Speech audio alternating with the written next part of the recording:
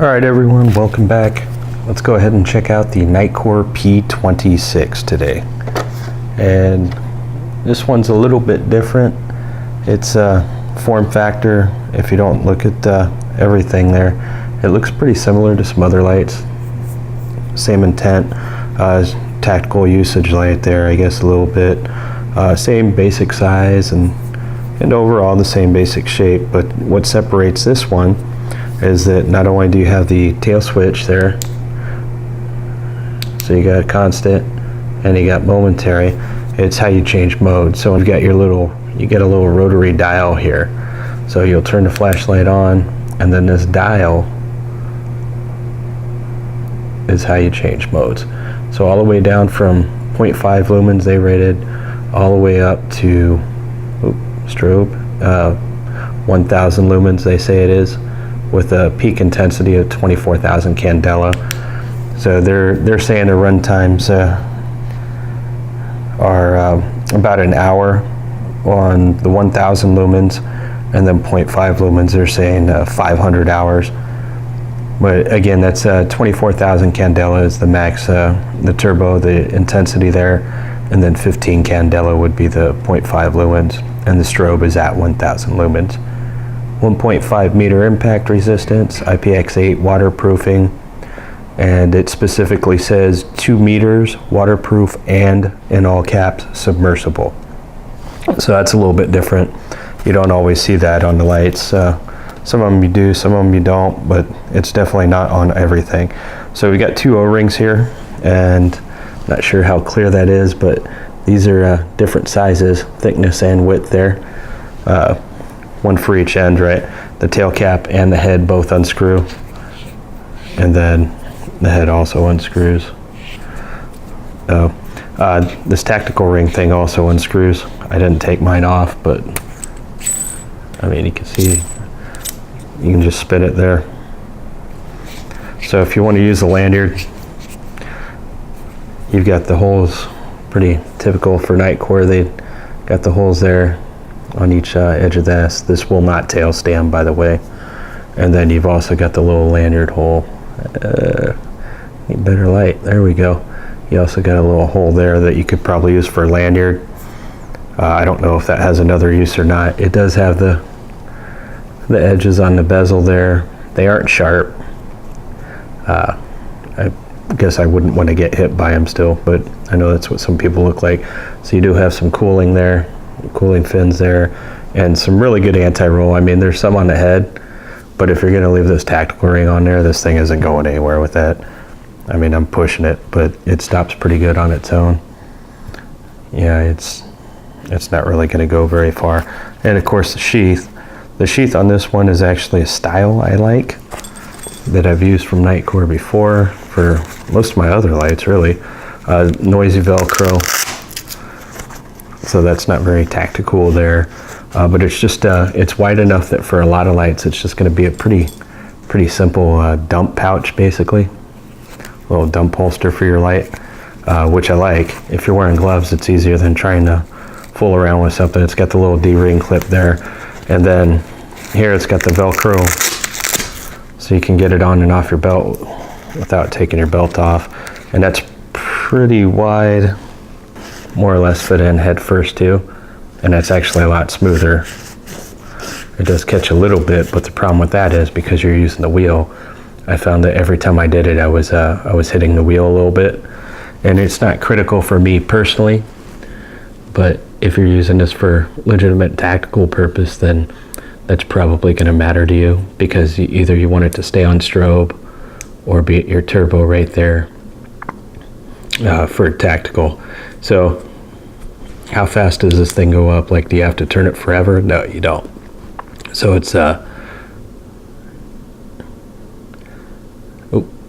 strobe there, and let's see, so how far does it go? We got 180, and it's about 180 degrees from turbo to your moonlight there. So issues I've had with this are basically the wheel, which I actually really like. It's a little bit different. and I found some uses for it too. We'll get to that in a second there. But problems, so it's going to hit strobe again here in a minute. When you scrolled up, sometimes if you get to your turbo, and it's not, there you go. So notice it didn't click. So you should hear that click. Okay, so no more intentional strobe, but it might bump. But sometimes, let's see if I can make it bump again. Wow, it actually did it. There you go. So it didn't click that time. It just bumped the edge there of where between turbo and strobe. So and it went to strobe still. So that's a problem. That's not great, but it's a new product, and Nitecore likes to try out new things and get things incorporated. I don't know, people that want to use lights with their handguns, I understand the tactical rings on there, but this just seems really big for that. But maybe that's an advantage. That's not something I've ever tried to do before, so I don't know. All right, so we'll go ahead and I'll do a drop test and a water test like I always do, but I wanted to talk about something really briefly here. I had a friend a long time ago who had limited use over his hands, so his hands were basically in that position pretty much all the time. And let's zoom out a little here, make it easier. So they're pretty much, I guess it was more like that, been a long time. So doing things like, you see some lights, they'll have the side switch. Well, if you put it like that, he can put the light in his hand, but to change modes, he's got to bring his other, and his other hand is like that too, so he's got to do like that. And I think this, if it was a little bit bigger, which would be a downside for most people, because taking it out of the pouch, it's really gonna turn the wheel a little more. So I don't know how you could fix that, but maybe if there was a nub that sticked out, make it almost like a throw lever kind of setup, I think that would be a lot easier, because you could just hit it there or catch it on coming back. So I don't know if that's something that there's really a market for, but obviously handicapped people have use for flashlights too. Everybody does, right? I'll show you the holster that I was using. This is actually a Converge holster, and it's got, instead of Velcro, it's got a pretty stiff snap and Velcro there. So even if your Velcro breaks loose, you still got your snap. It's pretty wide too. Was that 2.25, 2.5 inch? I'm not sure exactly. This one does have an open bottom. I know some people don't like that, but man, that thing just goes right in there. And again, I guess I should show you the pocket clip there. So this is, it's on the bezel there, or on the bezel side. So that's how much of it's going to be sticking up there. That's quite a bit of light. And then pull it off, and you saw how that pulled off there, and then you can put it so it's bezeled down too. So if you do that, you're going to have about that much light sticking out, which probably make it pretty easy to grab if you're putting it on a pocket or something. Not the hardest one to take off, but certainly not the easiest either. It wasn't spinning around, but I didn't really use it. When I'm carrying a light like this and I'm at work, I prefer to just have them on a sheath. But there you go. Wanted to make sure I got that in there. Alright, we've got our Nitecore P26 here. Much better view of it. So, since we've got some better light there, that's on. And then the switch is just, that's all it is. So you're not turning it very far. I just did the whole span right there. That's pretty much it.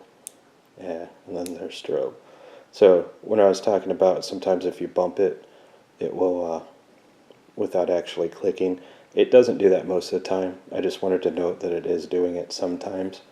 I don't know how critical that is to who. So, alright, go ahead and hit the lights, and then we'll do some drop test here.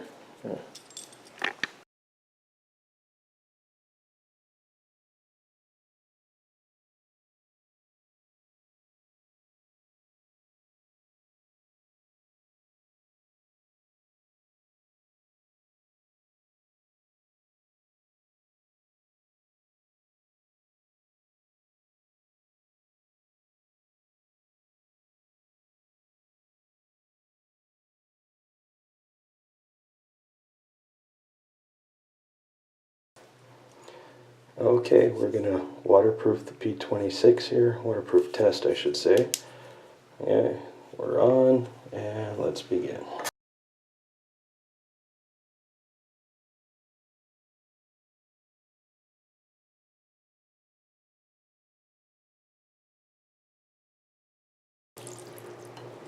Alright, so about 45 seconds there.